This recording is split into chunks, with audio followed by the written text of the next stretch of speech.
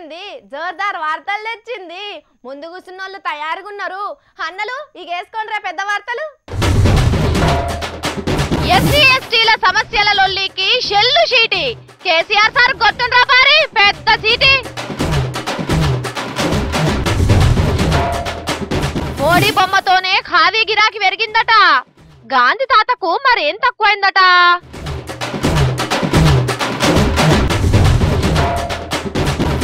College పాయకాన్లల్లా బుడ్డ కెమెరాలు. లుంగితోనే లోపలికి పోవాలన్న ప్రిన్సిపాలు. మా సంబరంగా నాగోబా జాతర జోరు. రుమాలు చుట్టి మొక్కులు అప్పచెప్పిన చక్రపాణి సారు. భూమి బరువు తక్కువ వేసుకున్న మంగ్లీబాయ్. పంటలు బాగా పండి అప్పుడు భూమికి బరువు అయిపోతే ఎప్పుడంటే రెస్పాన్సిబిలిటీ ఎవరు అంటున్నా. దేశం పుట్టిన కాన్నుంచి అసెంబ్లీలా పార్లమెంట్లా దళిత గిరిజనుల గురించి మాట్లాడని రోజున్నదా? ఒగలు లేచి దళితులకు అన్యాయం అవుతున్నది, గిరిజనులను తొక్కి పడుతున్నారు అని అంగీలు చింపుకుంటారు. వాళ్ళే కొన్ని రోజులకు అధికారంలోకి వస్తే ప్రతిపక్షాలు గదే క్యాసెట్ను మళ్ళా తిప్పేస్తారు.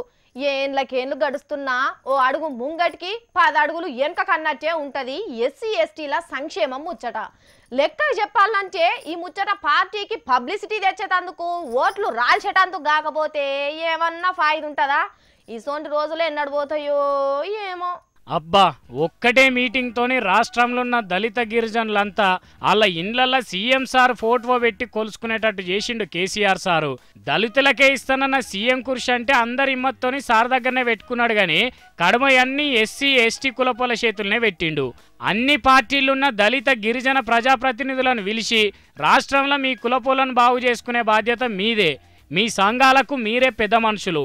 మీ బడ్జెట్ను మీరే చూసుకోండి. మీకు మీరే మాట్లాడుకొని మీ కులపోలను మీదికి దేనికి ఏం చేస్తారో చెయ్యుండ్రి.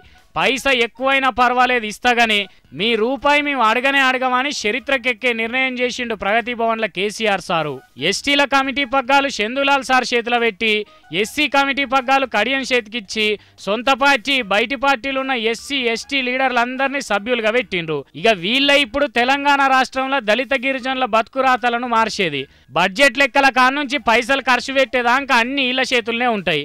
ఇక దీంట్లోకెళ్ళి బయట కులపోళ్ళు తిన్నారు, దొరలు పెత్తనం చేస్తున్నారన్న ముచ్చటకే తావు లేకుండా ఎంత మంచి ఉపాయం చేసిండు కదా కేసీఆర్ సారు. కాబట్టి ఎస్సీ ఎస్టీలను బాగు చేసే పెద్ద మనుషులారా, చక్కగా పనులు చేయకపోతే మీ కాళ్ళు మీతోనే కట్టేపిస్తాడు. ఇన్నొద్దులోతిగా దళితులను పట్టించుకుంటలేరని అసెంబ్లీలో నీళ్ళు కూడా నడవది. మీరు ఏ కొద్దిగా తప్పు చేసినా చూసినరా ముఖ్యమంత్రి సీటుకి ఇందుకే మీకు ఇయ్యలేదని ఇలువదీస్తారు. అగో గందుకే కేసీఆర్ సార్ ఆశయాలకు తగ్గట్టుగా ఓట్ల నాటికే దళిత గిరిజనులు ఆర్థిక ఆత్మగౌరవాన్ని పెంచి బంగారు తెలంగాణలో భాగం పంచుకోనని కోరుకుంటున్నారు ఎస్సీ ఎస్టీలు. కానీ చూసినరా ఎవల చేతుల నెత్తిన పెట్టుట్ల కేసీఆర్ సార్ను మించిన వాళ్ళే లేరు కదా అని అనుకుంటున్నారు కొంతమంది. అర్రే, మొన్న టీవీలో చూసిన చిన్న చిన్న పోరగాన్లు పావుల తీరే మడత పెడుతున్నారు ఒళ్ళును. ఇగో గిట్లా వేసి కాళ్ళు వెనకకు పెట్టి చేతులు కాళ్ళ కింది కోనిచ్చి అబ్బో వానికి అసలు బొక్కలున్నాయా లేవా అని అనిపించింది నాకైతే. గట్లా చేయాలంటే ఎన్ని రోజులు ప్రాక్టీస్ చేయొచ్చు? వాడిని అయితే పుట్టిన కానుంచే బండ మీద షాపును రాకినట్టున్నారు వాళ్ళ అయ్యవ్వలు. మరి దేంట్లోనైనా పర్ఫెక్ట్ కావాలంటే గట్లా చేయాల్సిందే కదా. ఇగో గీ సార్లను చూసినాక నాకు ఈ ముచ్చటే అదికొచ్చింది. ఈడ చేతులు వెనకకు మాల్చుకొని కూసున్నదే వాళ్ళ గుర్తుపట్టిండ్రా? నీళ్ళ మంత్రి హరీష్ రావు సారే. పక్క పొంచి కూసున్నది ఎమ్మెల్సీ సుధాకర్ సారే. ఇక అటు పక్క కూసున్నది ఎమ్మెల్యే రామలింగారెడ్డి సారు. అరే ఏంది గిట్ల అందరు బల్య పోరగాండ లెక్క గట్ల కూసున్నారు? దుర్గం ఆడుకుంటున్నారా? లేకపోతే సీఎం సార్ వీళ్ళందరినీ కూర్చోబెట్టి ఏదన్నా పాఠం చెప్తున్నాడా అని అనుకోకుండ్రి. వీళ్ళంతా యోగా చేస్తున్నారు. హరీష్ అన్న జోరు మీదనే తిప్పుతున్నాడు చేతులు. కానీ సుధాకర్ రెడ్డి సార్ను చూడుర్రి ఎంత నిమ్మలంగా చేస్తున్నాడో. అరే గా పక్క పొంటి హరీష్ సార్ చూడుర్రి కాళ్ళు ఎట్లా కిందికి మీది కట్టున్నాడు. గిట్లా చేస్తే యోగా చేసినట్టే పో. ఆగో నవ్వుతాడు. యోగా అంటే అసలు అసెంబ్లీలో కూర్చున్నట్టుగా సారు ఎదురుగా సార్ చెప్పినట్టు చేయాల్సిందే. ఇక మోస్తా తీసుకున్నాడు. సుధాకర్ సార్ దమ్ముకొచ్చిండు. ఊకేనన్నా హరీష్ సార్ ఏమట అత్తిండ్రో అని అనుకున్నాడో ఏమో. హరీష్ సార్ను చూడురి ఏం జోరే తగ్గుతలేడు. మరి అసెంబ్లీలో అవతల పార్టీ వాళ్ళని ఆగబట్టాలన్నా అల్కగా యోగా చేయాలన్నా అన్ని అన్న తర్వాతనే ఇగో గిట్ల సిద్దిపేట పోయి యోగా నేర్పుడు కార్యాన్ని సురువు చేసి గిట్ల యోగా ప్రాక్టీస్ చేసిండు. మరి హరీష్ అన్నను ఆదర్శంగా తీసుకొని కడమ ఎమ్మెల్యేలు ఎమ్మెల్సీలు కూడా దినం యోగా చేసి రంచే సురుకు లెక్క పనిచేసి పబ్లిక్ కు ఇంకింత ఎక్కువ సేవ చేస్తారు. కేసీఆర్ సారు గిసోంటి ఆడరోట ఎయ్యిండ్రి. చదువు ఎక్కువైతే ఉన్నమతి కూడా పోయిందట. గట్లనే చేసిండు. కోయంబత్తూర్లా ఓ పెద్ద కాలేజీకి పెద్ద సారు పనిచేస్తున్న గీ పెద్ద మనిషి. ఈ సార్ ఉద్దిర్కం ఎరకైతే రైల్ టికెట్ కొనుక్కొని పోయి మరీ దండం పెట్టి దండలేసి వస్తారు. మరి ఏందనుకుంటారు సార్ చేసిన పని? మన లెక్కనే ఆ కాలేజ్ పిల్లగాళ్ళు కూడా పాయింట్లు గోక్కొని మా ప్రిన్సిపల్ సార్ పనితనం చూడుర్రు అని ఆ లెటర్ను విడుదల చేసి ఇజ్జత్ని ఇంటర్నెట్లో దండాల కారగట్టిర్రు. అంటే ఫేస్బుక్ వాట్సాప్ లో పెట్టిర్రు. దొంగల్లంగలు రాకుండా గేట్ల కాడ బుడ్డ కెమెరాలు పెట్టినట్టు కోయంబత్తూరులో ఉన్న విఎల్బి జానకి అమ్మల్ అనే కాలేజీ పాయకాలు అన్నిట్లో బుడ్డ కెమెరాలు పెట్టించిండు ఆ ప్రిన్సిపాల్. ఈ కథ కాల గదాంట్ల కెమెరాలు పెట్టి పోరగాళ్ళని ఏం చూస్తారు? ఎవడెంత పోతున్నాడు ఎవడెంత నల్లిపుతున్నాడు అని చూసి మార్కులేసేది ఏమన్నా ఉంటదా? మళ్ళా అందరూ తొడుక్కున్న బట్టలు ఇడిచి లుంగీలే కట్టుకొని పాయకాన పోవాలని ఆర్డర్ వేసిండు. అంటే పాయింట్లు వేసుకొని కూర్చుంటే పోరగాళ్ళకి తిప్పలైతుంది, లుంగి కట్టుకుంటే చల్లగా గాలి తలుక్కుంటా పాయకాన్ల పని జల్దీగా అవుతుందని విచారణ చేసి పని చేసిండు అనుకుంటురా? కాదు, పాయకాన్లకు పోయిన కొందరు తీట పోరగాళ్ళు బాంబులు వేస్తున్నారట. అంటే గ్యాస్ వచ్చినాక వచ్చే బాంబులు కాదు, సుతిలి బాంబులు తయారు చేసి పాయకాన్ల పెట్టి పోతున్నారట. ఇది తెలియక ఓసారి ఆదరగా లోపలికి పోయి కూర్చుంటే బాంబు వేలి బయటికి చూపెట్టలేని అవయవాలన్నీ వలిగిపోయి దవాఖానలో పడ్డాడట. మరి వాందేం చదువు? అగో అసొంటోళ్ళ తిప్పలు తప్పాలంటే బుడ్డ కెమెరాలు పెట్టుడే మార్గం అని ఈ ఉపాయం చేసిరట. ఇట్లా చేస్తే పాయకాన లోపల వచ్చినోడు ఎవలేం చేసేది రికార్డ్ అవుతుంది కదా. వచ్చినోడు వచ్చినట్టు పాయింట్ తిప్పుకొని పని కానిచ్చి పోతున్నాడా లేకపోతే లేనిపోని పనులు ఏమన్నా చేస్తున్నాడా అన్నది కెమెరాలలో రికార్డ్ అవుతుంది. అవో గా భయంతో లంగ పనులు ఎవ్వరు చేయడానికి ఉపాయం చేసిండట కాలేజీ పెద్ద సారు. ఇంకా నయం తలుపు తీసుకొని మేము చూస్తాంటేనే పోవాలని చెప్పలేదు. చదివినోని కంటే సన్నాసులు ఏమన్నట్టు సార్లు సక్కటోళ్ళు అయితే పోరగాళ్ళకి ఇట్లా ఎందుకు అవుతారు? ఒకవేళ అంతగానం బాత్రూమ్ లో బాంబులు పెడుతున్నారని అనుమానం ఉంటే గేట్ కాడనే చెక్ చేసి పంపాలి గాని ఇవేం పనులు? గా పోరగాళ్ళు కూడా ఏం తక్కువ లేరు. సార్ మీద కోపం ఉంటే గాడ వేలేటట్టు బాంబు పెడతారా? షిషిషి అని ఇద్దరిని తిట్టుకుంటారు ఈ ముచ్చటెరకైన పబ్లిక్.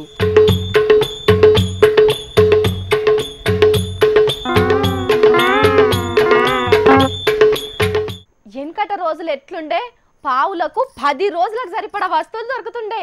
ఆనా పైసకు అరకిల కందులు తెచ్చుకొని తింటుంటిమి.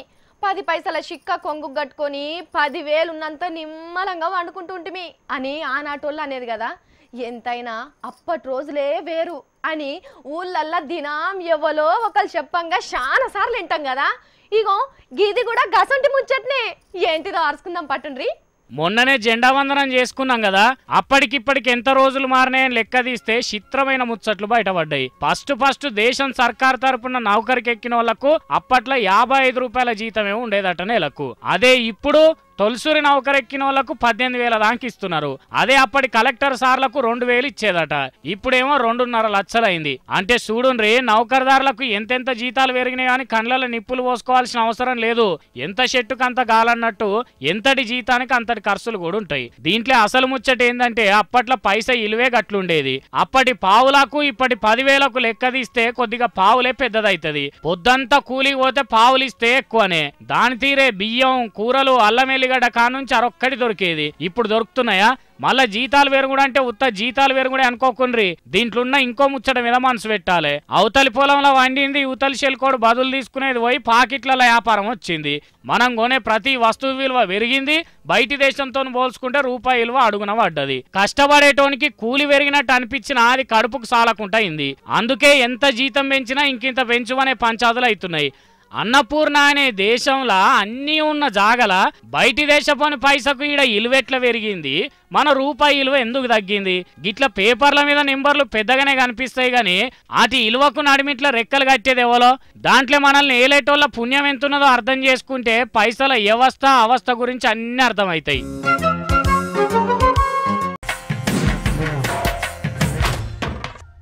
అర్రే మన ఎంకన్న సారే ఎట్లా వేసి విశాఖపట్నంలో లొల్లి లేకుండా బాబుసారి వేసే వరకు సంబరం మీద ఉన్నట్టున్నాడు. సార్ ముఖం చూస్తే గట్ల అనిపిస్తలేదు.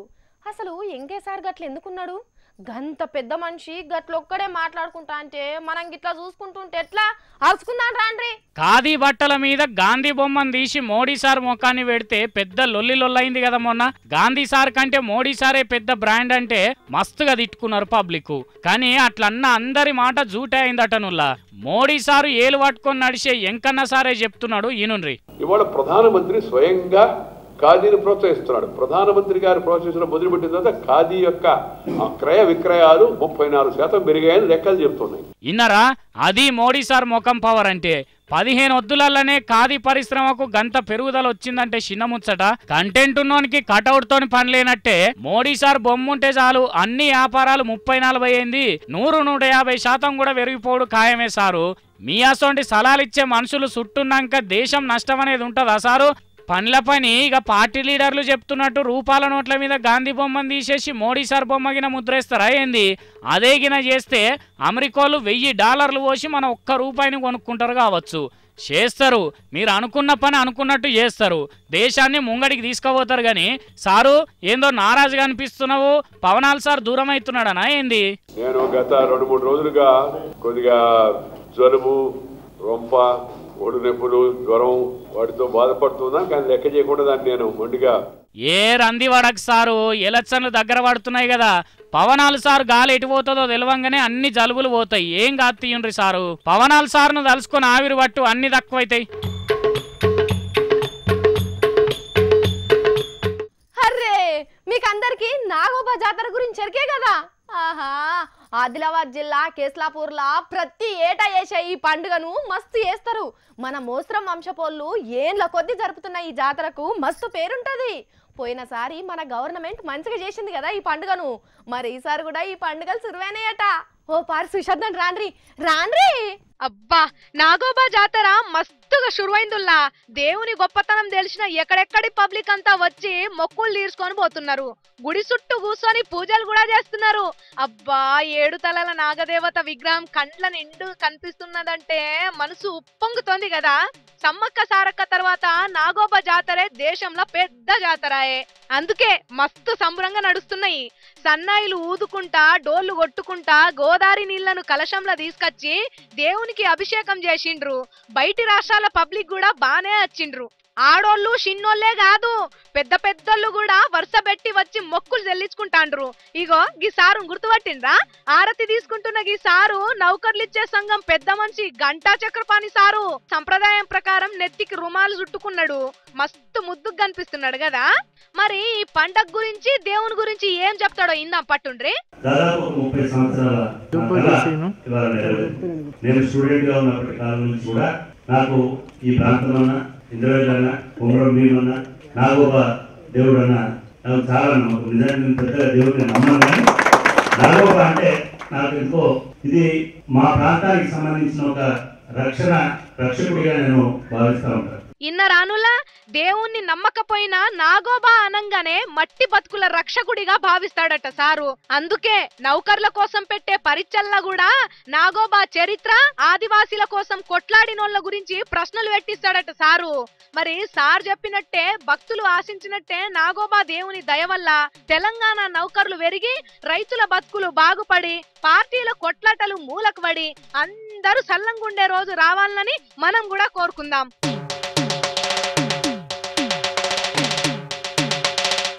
మనకు ఎంతమంది దేవుళ్ళు ఉన్నారుల్లా? ఏం తక్కువ 33 కోట్ల దేవుళ్ళు ఉన్నారంటారు. మన జనాభేమో 120 కోట్లు దాటిపాయే. అందుకే గంతమంది దేవుళ్ళు ఏ మూలకు చాలతలేరు. దేవుళ్ళ మీద ఒత్తిడి బాగా పెరగబట్టే. అగో అందుకే తతిమోళ్ళ కష్టాలు తీర్చేటందుకు ఈ భూమి మీద కొందరు సాముల రూపంలో నిలిచిండ్రు. వాళ్ళ తానికి పోయి జేబులకెళ్ళి ఓ నోటు తీసిస్తే అయిపాయే అనుకున్న కోరికలన్నీ తీరుతాయి. అసోంటి సాముల వారు ఇక గియ్యాల మన జోర్దార్ వార్తలకు వచ్చిండ్రు. రాండ్రి మన సమస్యలు చెప్పుకుందాము రాండ్రి. అగ్గో మెట్లు దిగొస్తున్నాడు కదా ఈ సాముల వారి పేరు వైవి శాస్త్రి. ఇప్పటికైతే హైదరాబాద్ వనస్థలిపురం వాసి. మంచిగా చూసి ముఖం యాది పెట్టుకోండి. టీవీలకెళ్ళి చూసుకుంటా సాష్టాంగ నమస్కారం పెట్టినా తప్పులేదు. ఈ సాముల వారు పూజలు చేస్తే మీ ఇక్కట్లన్నీ ఎగిరిపోతాయి. పిల్లలు లేనోళ్లకు గూటాలసొంటి పోరలు పుడతారు.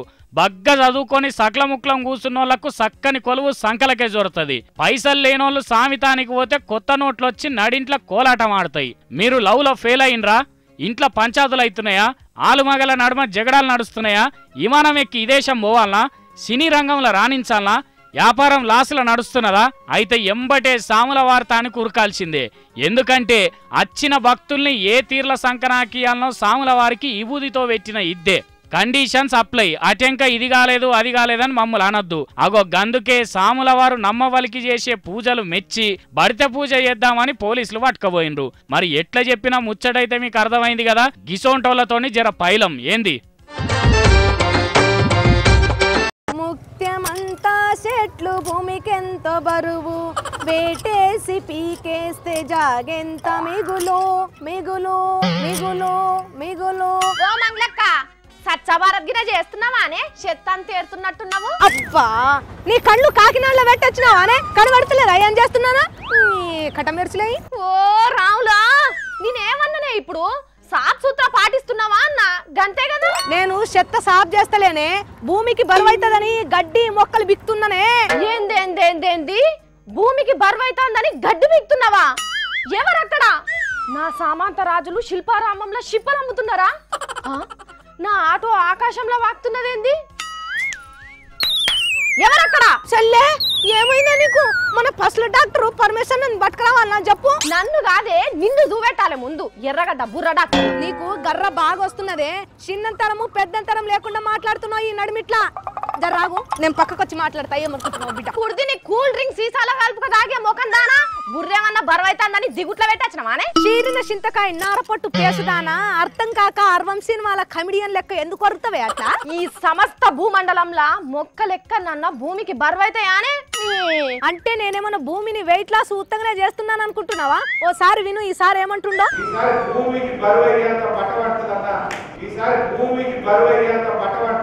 ఇన్నావా హరీష్ సార్ ఏమన్నాడో?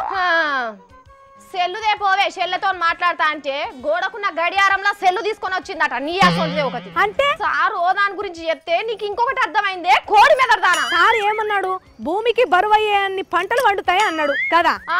అవును, మరి నువ్వేం చేస్తున్నావో తెలుసా? అందుకే కదనే పంటలు బాగా పండి అప్పుడు భూమికి బరువైపోతే ఎవరంటే రెస్పాన్సిబిలిటీ ఎవరు?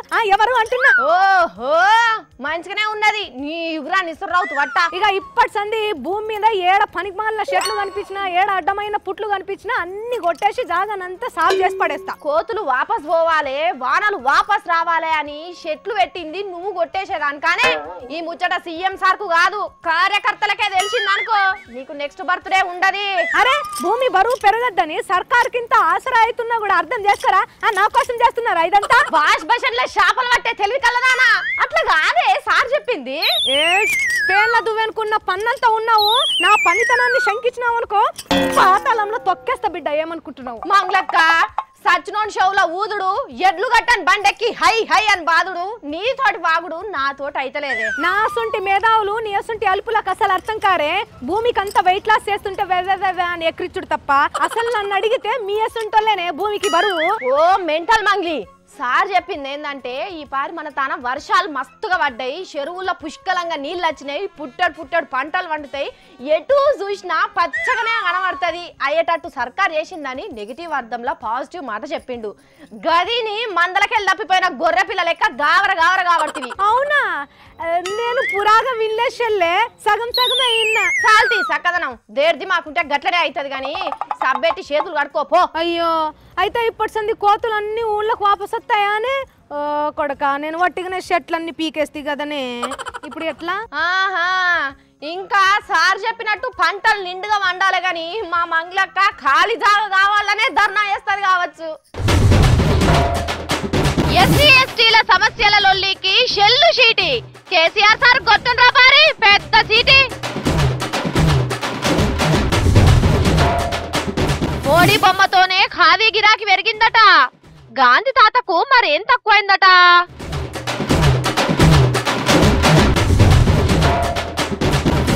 కాలేజీ పాయకాన్లల్లా బుడ్డ కెమెరాలు, లుంగితోనే లోపలికి పోవాలన్న ప్రిన్సిపాలు.